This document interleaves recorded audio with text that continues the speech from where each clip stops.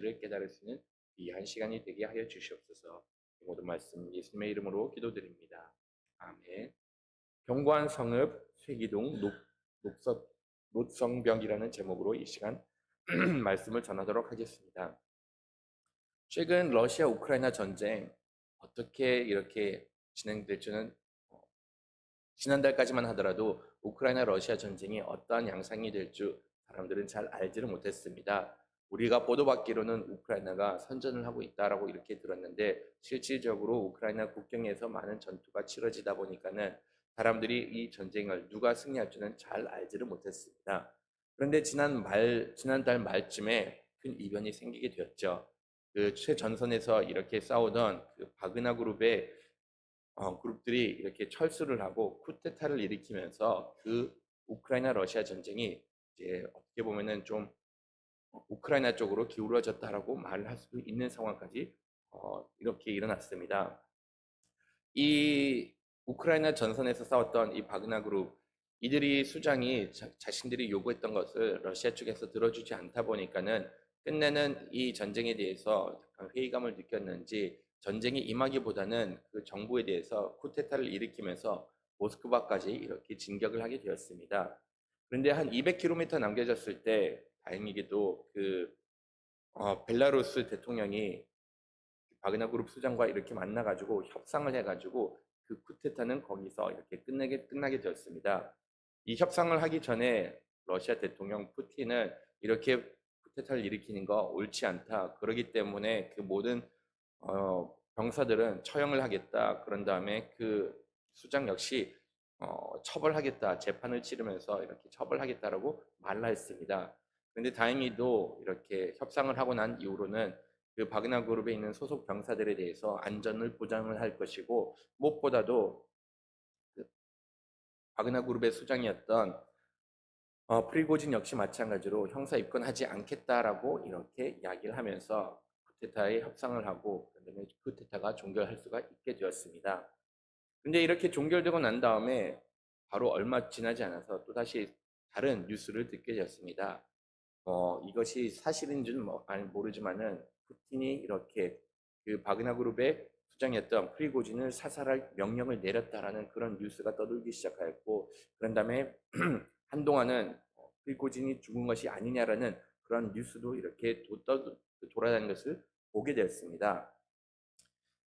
이런 뉴스가 돌아다닌 이 얼마 안 된 이후에는 나중에 이렇게 그 프리고진이 자기 행방에 대해서 이렇게 글을 하나 올리게 됐는데 지금은 자기가 자기의 목숨의 위협을 느끼다 보니까는 이런 모든 일들이 잠잠해질 때까지 자기의 안전이 보장될 때까지는 자기의 행방을 이렇게 알리지 않겠다라는 식으로 이렇게 이야기를 하였습니다. 이를 보면은 참 그 협상했던 내용과 실질적으로 협상이 끝난 이후로는 진행된 것이 사뭇 다르다는 것을 보게 됩니다.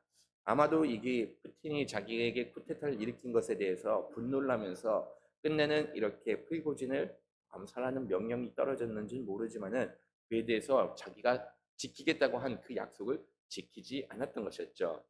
이것은 한편으로서는 본인이 대통령으로서 자존심이 상해서 그렇게 행동했다라고 할 수도 있고 다른 한편으로서는 그렇게 범죄를 일으킨 사람에 대해서 이렇게 처형을 했다라고 볼 수가 있는데 끝내는 이것이 푸틴에게는 좋지 않는 그런 이미지를 만들어주게 되었던 겁니다. 리더가 자기가 한 말이 있었는데 협상까지 하고 그런 다음에 사람들이 다 지켜보는 가운데서 그 쿠데타를 그나마 종결을 시켰는데 그 하루가 지나지 않아 가지고 그가 했던 말을 번복을 시켜버리고 끝내는 그가 이렇게 프리고진을 잡으려고 했던 그런 모습을 봤을 때 더 이상 이 푸틴이라는 대통령은 신뢰할 수가 없다라는 그런 이미지를 받게 되었고 끝내는 이로 인해서 그의 리더십 또한 이렇게 흔들리게 되었던 겁니다. 나라의 지도자가 되던 아니면 그 어떤 지도자가 되던 그 지도자들은 그 따르는 사람들에게 신뢰감을 보여줘야 됩니다. 만약 그렇지 않으면은 이 사람을 믿을 만한 사람이 되지 않으면은 따르는 사람들이 따르는데 많은 어려움을 겪기 때문입니다. 반대로 이 사람은 신뢰할 수 있는 사람이다라고 이렇게 마음에 들기 시작하면은 그 사람을 위해서 목숨을 바칠 수도 있고 그 사람이 자기 약속을 어떻게 쓰든지 이행한다는 것을 확신하기 때문에 오히려 모든 일을 할 때는 적극적으로 동참을 할 수가 있게 된다는 것이죠. 하나님께서도 우리가 하나님의 일을 하기를 원하고 계십니다. 그런데 이럴 때 우리가 하나님의 일을 적극적으로 동참할 수 있도록 어떻게 격려를 해주느냐? 물론 믿음이라는 큰 은혜를 부어주셔서 우리의 마음에 동기부여를 주셨습니다. 하지만 동시에 하나님께서는 이쁘신 분이시고 하나님께서는 우리가 언제든지 의지할 수 있는 분임을 거듭 보여주시고 무엇보다는 하나님께서는 본인의 말씀을 반드시 지켜주신다는 것을 거듭 보여주셨기 때문에 우리가 이런 하나님을 바라보면서 신뢰하면서 그를 믿고 섬기고 따를 수가 있게 된다는 것이죠.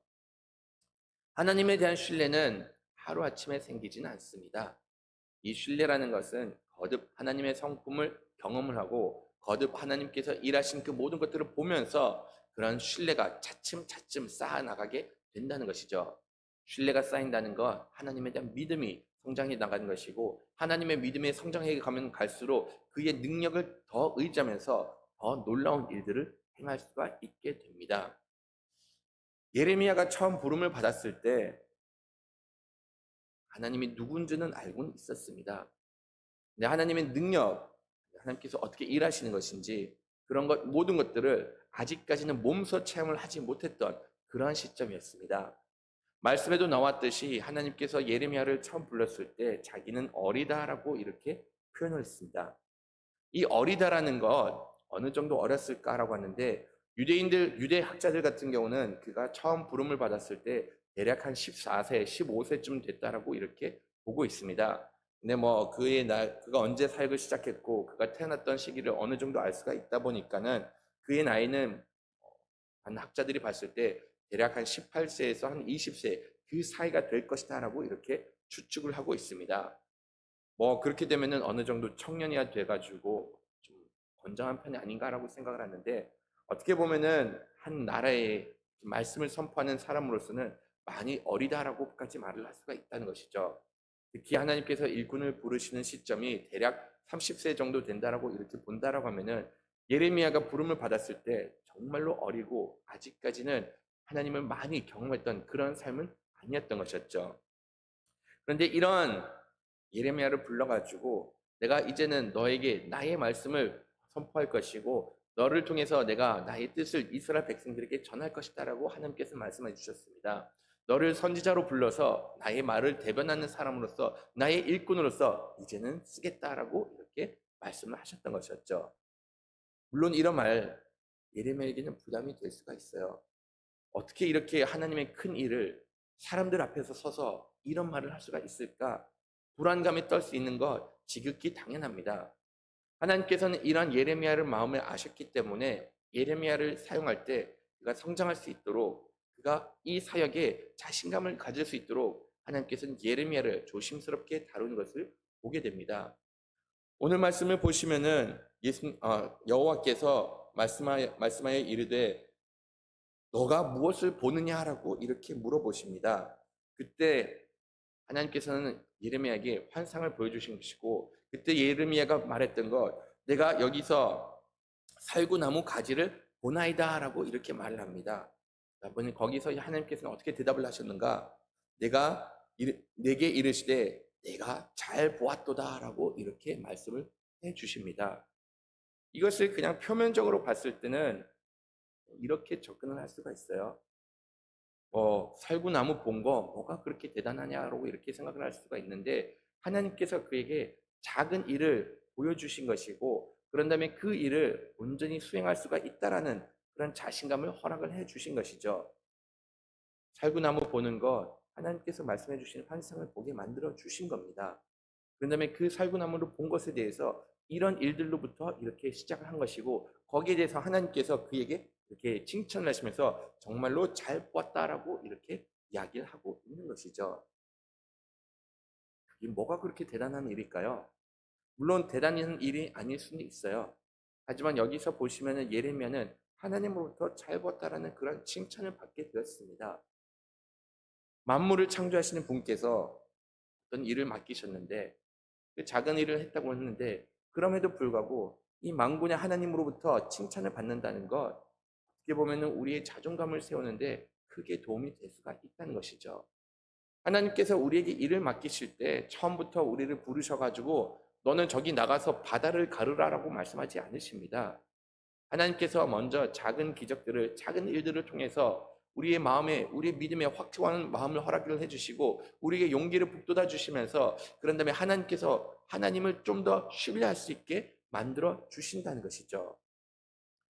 그러면은 이렇게 하나님께서 일하신다는 것을 알면은 하나님께서 우리에게 맡겨주신 작은 일 절대로 소홀히 해서는 안 됩니다. 우리가 생각하는 것, 내가 하나님으로부터 부름을 받았으니 내가 저기 아프리카 가서 선교를 해야겠다. 내가 뭐 길거리 나가서 온 민족을 향해서 하나님의 말씀을 선포하겠다. 그렇게 웅장한 꿈을 꿀 수도 있습니다. 하지만 그런 단계까지 나아가기 전까지는 하나님께서 우리에게 맡겨주신 작은 일들, 우리 삶 앞에 있는 작은 일들을 먼저 하나하나씩 이뤄내기를 원하고 계신다는 것이죠. 하나님께서 우리에게 보여주시는 일들, 절대로 하찮은 일은 없습니다. 내가 이것을 하나를 신실하게, 그다음에 정성을 다해서 이 일을 수행해 나간다고 하면은 하나님께서는 그 다음 일을 맡기시고 그 다음 일을 맡기시면서 우리에게 하나님의 큰 계획에 동참할 수 있는 은혜를 더하여 주시는 것이죠. 예레미야는 하나님께서 보여주신 환상 이렇게 보면서 대답을 했던 겁니다. 내가 여기서 이렇게 살구나무 가지를 보았다라고 이렇게 이야기를 합니다. 이 살구나무 가지에 대해서 조금 설명이 필요하는데 원어를 보면은 이 살구나무라는 단어가 실질적으로는 아몬드 나무 아니면 견과류 나무다라는 그런 의미를 가진 단어입니다. 그래서 이 말씀을 보면은 영어 성경 같은 경우는 그냥 다 한결같이 이 부분을 이제 무엇을 보았느냐라고 했을 때 아몬드 나무 가지를 보았다라고 이렇게 이야기를 하고 있습니다. 이게 뭐 아몬드 나무냐 살구나무냐 이게 왜 그렇게 뭐 비중을 둘 필요는 없는데 한편으로서 이 아몬드 나무라는 그 단어 자체가 가지고 있는 그 발음하는 방법에 있어서 하나님께서 여기서 하나의 그냥 가르침이 있었기 때문에 우리가 이것을 봤을 때 아몬드 나무라고 이렇게 표현하는 것이 조금 더 말씀을 이해하는 데 도움이 될 수가 있습니다. 이 아몬드 나무라는 것을 원어로 보면은 그 샤케드라는 단어입니다. 근데 이 샤케드라는 단어가 어떤 단어랑 유사하게 표현을 하는가 하면 발음을 하는가 하면은 바로 지키다라는 단어랑 매우 유사하게 발음을 합니다.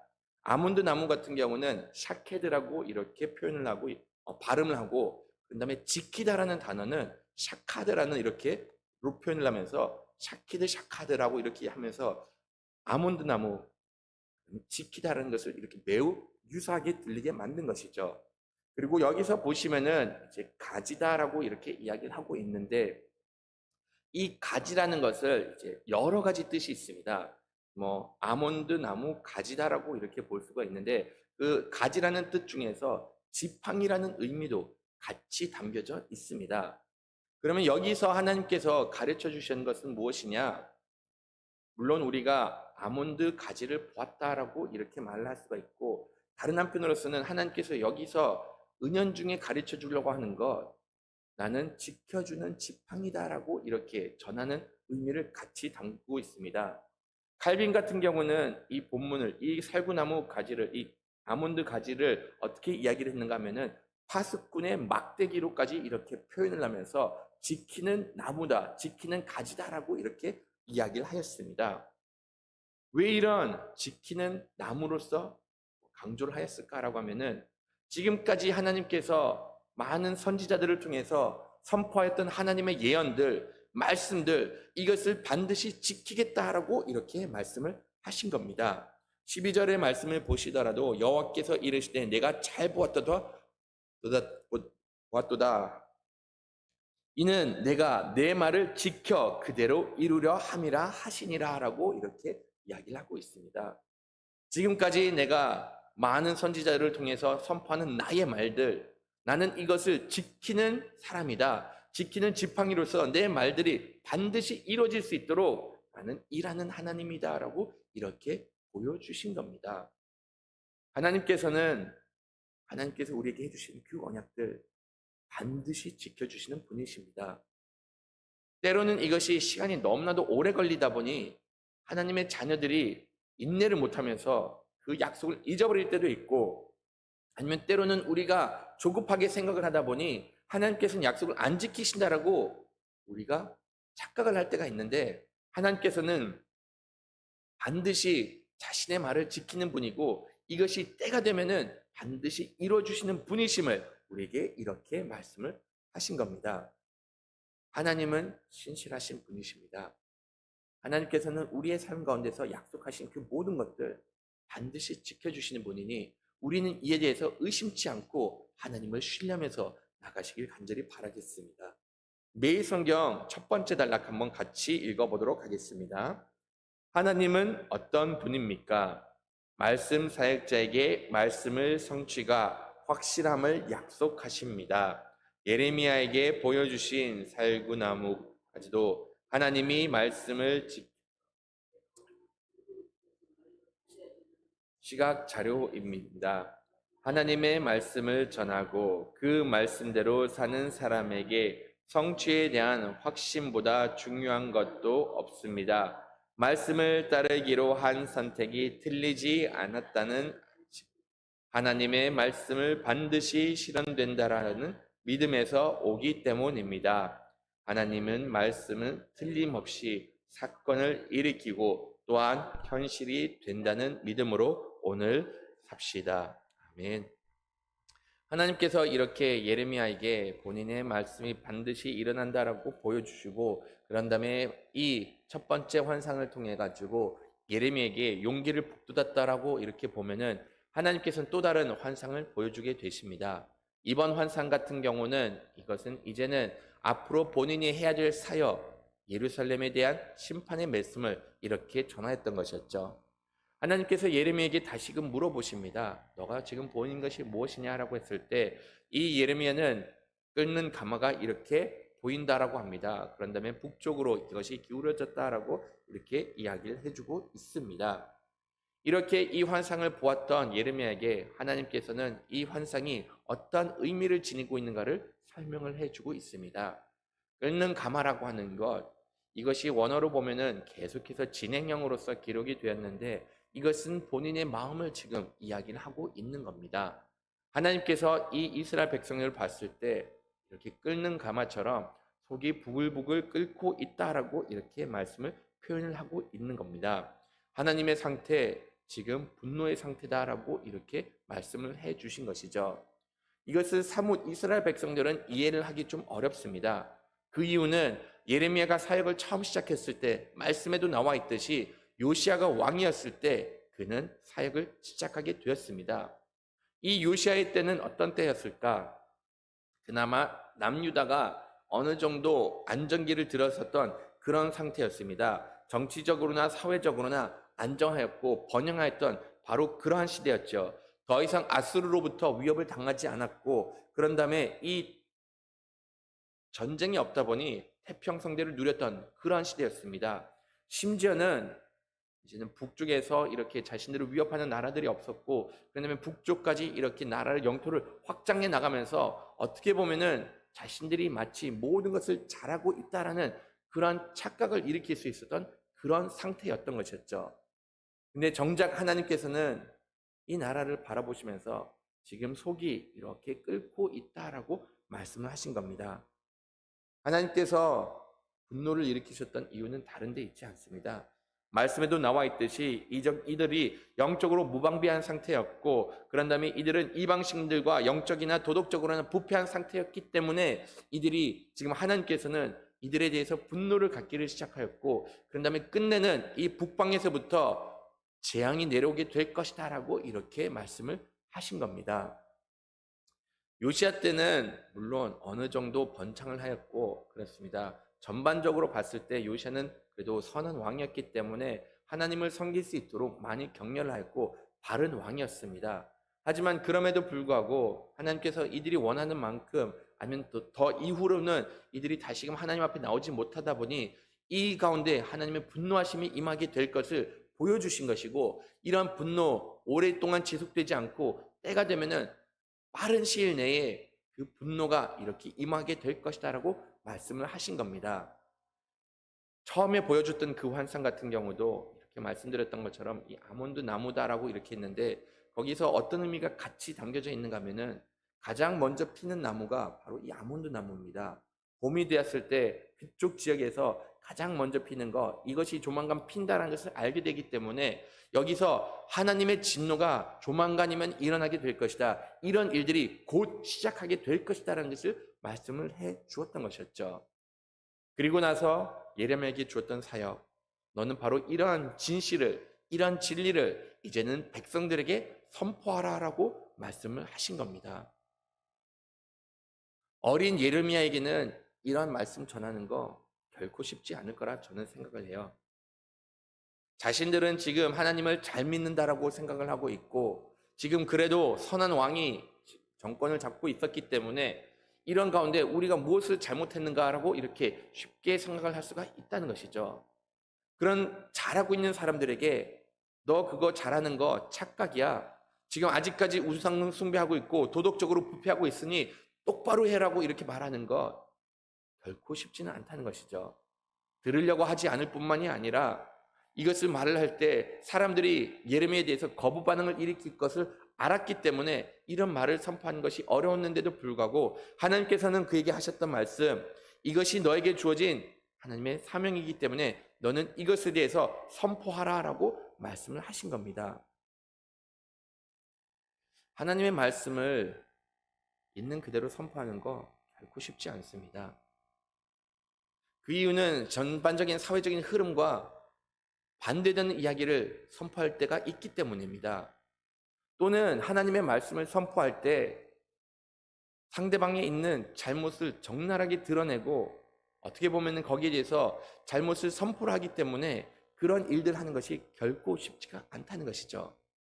그럼에도 불구하고 이것이 우리들에게 주어진 일이기 때문에 우리는 여기에 대해서 위축되어서는 안 되고 오히려 이것이 하나님의 뜻이기 때문에 이를 담대하게 수행할 필요가 있음을 가르쳐주고 있습니다. 하나님께서는 예레미야에게 두려워하지 말라, 여기서 그들 앞에서 당하지 않도록 하나님께서 지켜주신다라고 말씀하시면서 너가 설령 이것을 선포하는데 해를 당할까 봐 걱정하지 말라, 내가 너와 함께 할 것이고 너가 이런 가운데 아무런 해도 당하지 않을 것이다 라고 이렇게 약속을 해 주셨습니다. 하나님께서는 하나님의 일을 다 하시기 전에 우리가 하나님으로부터 받은 사명을 다하기 전까지는 반드시 지켜주신다라고 이렇게 약속을 해 주신 것이죠. 그렇기 때문에 우리가 이 일이 하나님께서 기뻐하시는 일이다라는 확신을 가졌을 때는 하나님께서 이것을 우리에게 말씀을 해 주셨으면은 여기에 대해서는 더 이상 지체하지 않으시길 바라겠습니다. 만약 우리가 하나님을 위해서 일을 하면은 지켜주시는 분은 하나님이니 여기에 대해서 의심치 않고 나가시길 바라겠습니다. 하나님께서는 예레미야에게 요구하는 것 18절 말씀을 보시면은 보라 내가 오늘 너를 그 온 땅과 유다 왕들과 그 지도자들과 그 제사장들과 그 땅 백성 앞에 견고한 성읍 쇠기둥 노성벽 되게 하였은즉이라고 이렇게 말씀을 해주고 있습니다. 하나님께서는 여기서 군사적인 용어를 사용하면서 그런 다음에 이렇게 내가 너를 견고하게 세울 것이다 라고 약속을 해 주신 겁니다. 흔들리지 않을 수 있도록 너가 하나님의 말씀을 온전히 실행할 수 있도록 내 사역을 감당할 수 있도록 내가 너를 견고하게 세워주겠다라고 말씀을 하신 겁니다. 실질적으로 이런 격려 예레미야에게 정말로 많이 필요했습니다. 나중에 예레미야의 사역을 보시면은 얼만큼 고달픈 사역인가를 여러분들도 잘 아실 겁니다. 왕 앞에 나가가지고 또한 고관들 앞에 나가가지고 하나님의 말씀을 선포해 듣습니다. 그것뿐만이 아니라 제사장과 같은 모든 기득권층 앞에서 하나님의 말씀을 선포하고 그로 인해서 조롱도 받고 비난도 받고 많은 학대도 받으면서 하나님의 일을 수행해 나갔던 선지자였습니다. 이런 모든 것을 봤을 때 하나님의 능력이 세워주지 않았으면 일을 감당할 수가 없는데 여기서 하나님께서 약속해 주신 것 너는 혼자 이 일을 하지 않고 내가 너와 함께 해줄 것이고 내가 너를 세울 거니 이 일에 대해서 담대히 나가라라고 약속을 말씀을 해주셨습니다. 이 이후로 하나님의 신실하신 부분을 보여줬는데 이런 신실하시는 부분을 바라보면서 끝내는 예레미야 하나님께서 말씀하신 그 모든 것들을 다 수행하면서 하나님의 위대한 선지자로 세움을 받게 되는 것을 우리가 볼 수가 있습니다. 하나님은 하나님의 말씀을 반드시 지켜주시는 분이십니다. 하나님께서 여러분들에게 어떠한 약속을 해주신지는 알지는 못하지만은 그 약속 반드시 이루어질 것을 확신하고 하나님을 섬기는 하나님의 자녀가 되기를 간절히 바라겠습니다. 이 시간 잠시 말씀을 묵상하면서